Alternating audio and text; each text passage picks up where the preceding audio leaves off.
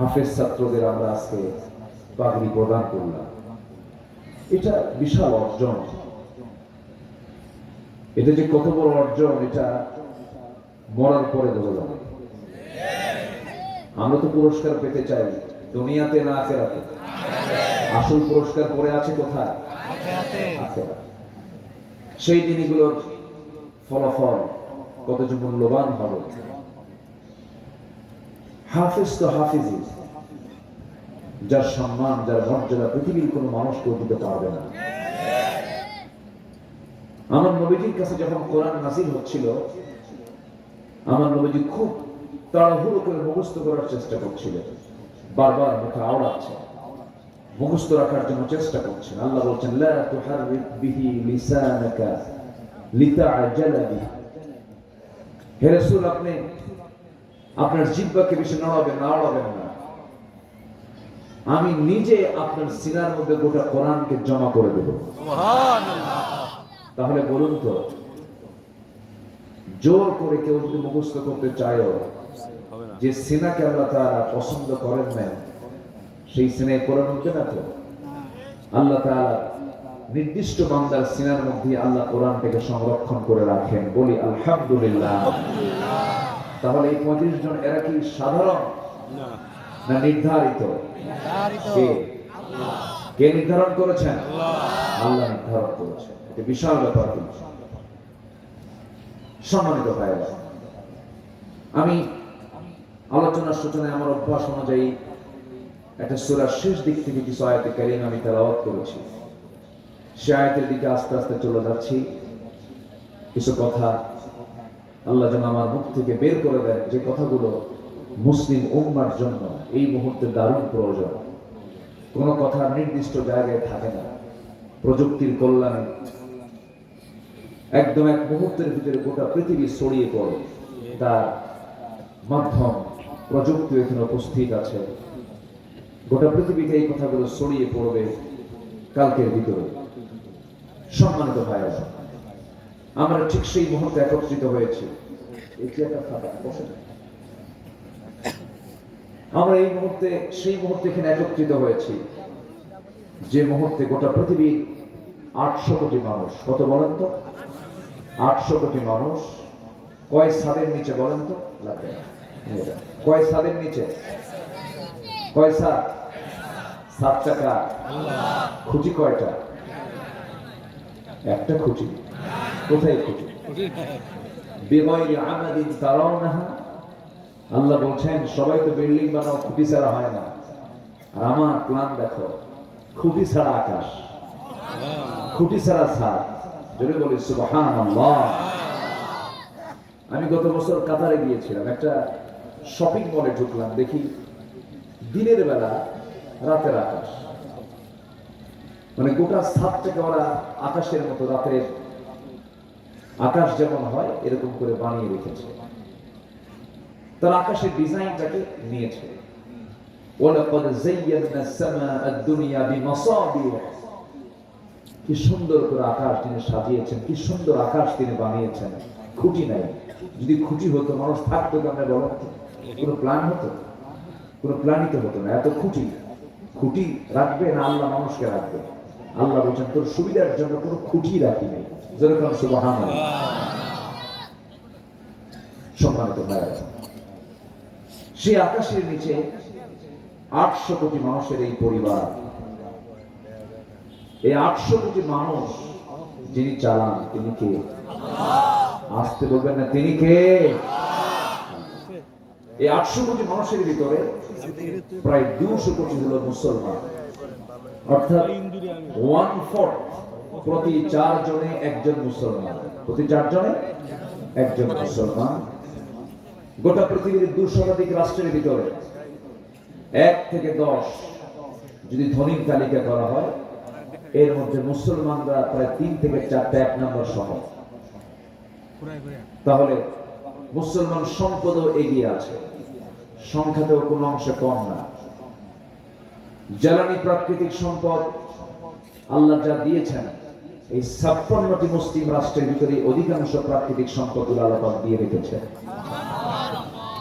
এত কিছু থাকার পরেও গোটা পৃথিবীতে আজকে সবচেয়ে বেশি মার খাচ্ছে, নির্যাতিত হচ্ছে যে জাতি, সেই জাতির নাম কি বলুন তো?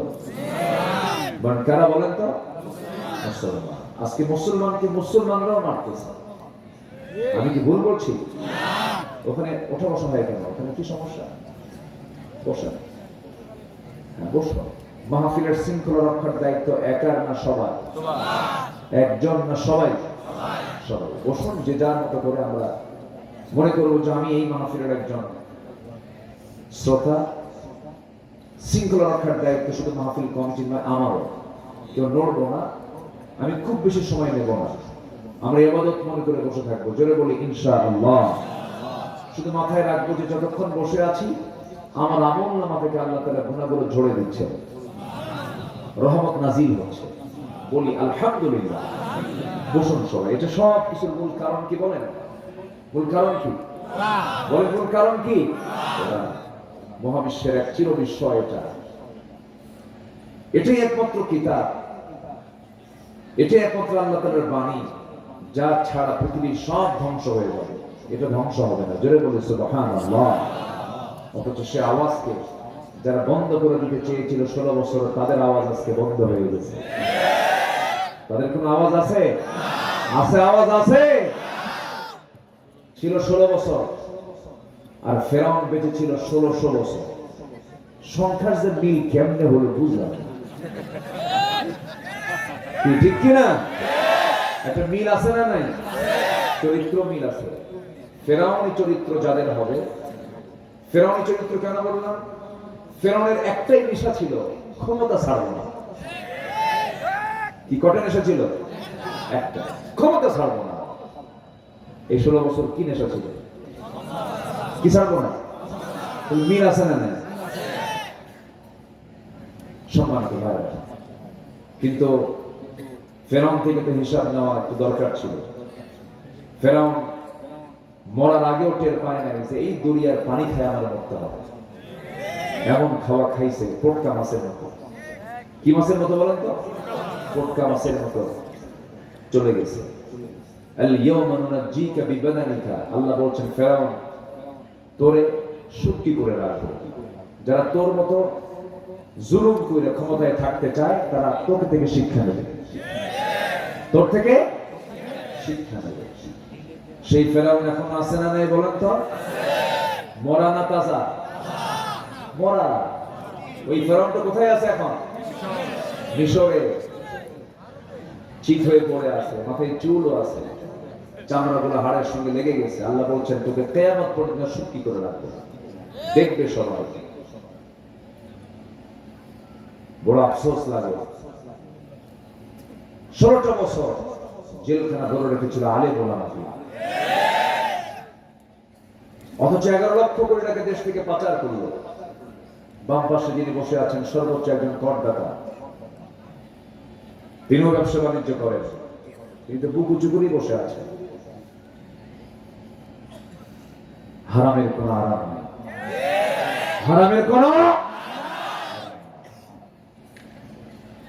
লা তাকুলু আমওয়ালাকুম বাইনাকুম বিল বাতিল, অন্যায় করে কিছু খেও না। হারামের কোনো আরাম হবে। কার কথা? আসতে বলবেন না। কার কথা? আল্লাহর কথা। আমার বন্ধুগণ, দুনিয়া ছেড়ে সবাই চলে যাব, আমিও যাব, আপনিও যাবেন। পৃথিবীর কেউ থাকবে না। কত রাজা চলে গেছে, কত প্রজা চলে গেছে, কত দাপুটি মানুষ চলে গেছে। আদম থেকে শুরু করে নিয়ে আমার রাসূল পর্যন্ত পৃথিবীর সেরা মানুষ যারা, তারাও চলে গেছে। আমার নবীর যখন ইন্তেকাল হয়ে গেল, সাহাবায়ে কেরামদের মধ্যে কান্নার রোল পড়ে গেছে। সাহাবীরা কাঁদলেন। একজন ছিলেন বেশি আবেগী, সাইয়েদনা ওমর ফারুকের মতো মানুষ, পাগলের মতো হয়ে বলছেন, যারা বলবে, যে বলবে রাসূল মারা গেছে, এই তরবারে দিয়ে আমি তার কাল্লা কেটে ফেলবো। পাগলের মতো হয়ে গেছে, কেউ তাকে কন্ট্রোল করতে পারছে না। নবীর ইন্তেকালের কথা শুনে তিনি পাগলের মতো হন্য হয়ে দৌড়াচ্ছেন। সাইয়েদনা আবু বকর রাদিয়াল্লাহু তাআলা আনহু তাকে আস্তে করে ডাক দিয়ে বলছেন, ওমর তুমি কি ওই আয়াতের কথা ভুলে গেছো নাকি? আল্লাহ রাব্বুল আলামিন বলেছেন, ওমর শুনে নাও, ওয়া মুহাম্মাদুন ইল্লা রাসূল قد خلت من قبله الرسل।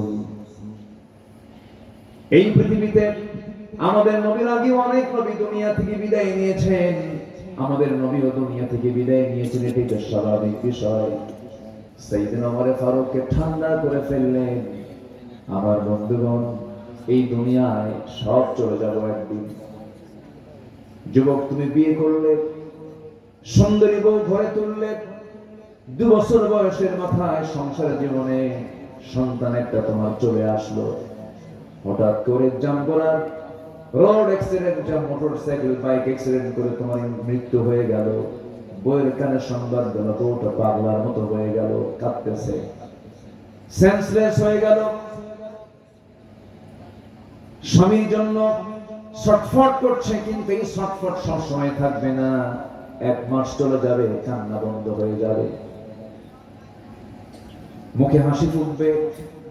3 মাস চলে যাবে, 4 মাস চলে যাবে, হয়তো তোমার বউটা আবেগে বলে ফেলবে আমার জীবনের স্বামী গ্রহণ করার কোনো প্রয়োজন নাই। কিন্তু 6 মাস 7 মাস তোমার শ্বশুর পক্ষের লোকজন তোমার সেই প্রাণ প্রিয় বউটাকে নিয়ে চলে যাবে। নিয়ে যাওয়ার পরে তোমার সন্তান এতিম হয়ে গেল, বাপ মা জোর করে তোমার সেই প্রাণ প্রিয় বউটাকে অন্য কোথাও বিয়ে দিবে। বিয়ে যখন দিয়ে তোমার বউটাকে অন্যের ঘরে পাঠায় দিল, নতুন স্বামীও পেয়ে যাবে। নতুন স্বামী পেয়ে ওই বউটাই বলে ফেলবে, আব্বা আম্মা তোমরা যা সিদ্ধান্ত নিয়েছো ভালোই করেছো, আগের স্বামীর চাইতে এই স্বামী আমার আরো ভালো। এই হলো দুনিয়ার প্রতারণা।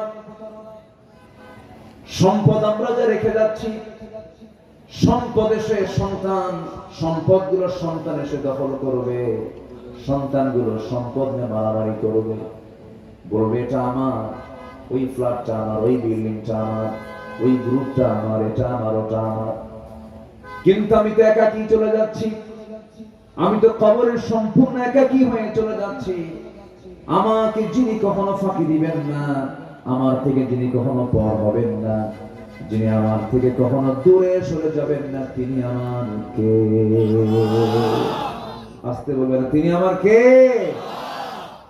সন্তান বলেছে কে আপন, কে বলেছে বউ আপন, কে বলেছে মা আপন, কে বলেছে বাবা আপন।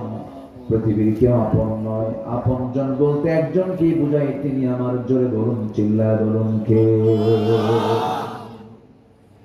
আল্লাহ বলছেন, বান্দারে তোর বন্ধু তো 3 জন সিলেকশন দিবি, 3 বন্ধুর বাইরে কোনো বন্ধু বানাবি না। সূরা মায়েদা 55 নম্বর আয়াতে আল্লাহ রাব্বুল আলামিন বলেন, ইন্নামা ওয়ালিয়্যুকুমুল্লাহু ওয়া রাসূলুহু ওয়াল্লাযীনা আমানুল্লাযীনা ইউকিমুনাস সালাহ ওয়া ইউ'তুনাস যাকাতা ওয়া হুম রাকি'উন।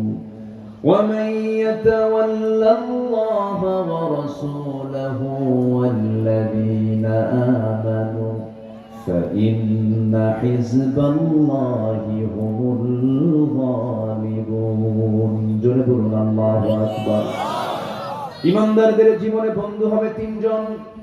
নাম্বার 1 হলো, 1 নাম্বার হলো আল্লাহ, নাম্বার 2 হলো রাসূল, নাম্বার 3 হলো ইমানদাররা। ইমানদাররা একমাত্র বন্ধু হলে কাজে লাগবে, আখিরাতেও কাজে লাগবে। আমার বন্ধুগণ, যার জীবনে একজন ভালো বন্ধু আছে সে বড় ভাগ্যবান। বন্ধু নির্বাচন করতে ভুল করবেন না। অন্তত জীবনে অন্তত একটা আলেমের সঙ্গে সম্পর্ক রাখবেন, খুব উপকারে আসবে, কল্যাণ পাবে, লাভবান হবে। যার জীবনে ভালো বন্ধু আছে সে বড় ভাগ্যবান। আমার নবীজি জীবনে দেখেন আবু বকর ছিলেন, ওমর ছিলেন। আমার বন্ধুগণ, ভালো বন্ধু ভাগ্যের ব্যাপার। আজকের সমাজে যদি আপনি ভালো বন্ধু না পান, আপনি যদি একজন বিড়িখোরের সঙ্গে থাকেন, আপনি গাঁজাখোর হবেন। ঠিক কিনা বলেন? এই জন্য সংস্পর্শ ভালো হওয়া উচিত। নামাজি লোকের সঙ্গে থাকবেন, যে আপনাকে সব কিছু বোঝাবে, সব কিছু বলবে, তার সঙ্গে ঘুরবেন। মান তাশাব্বাহা বিকওমিন ফাহুয়া মিনহুম। আমার নবী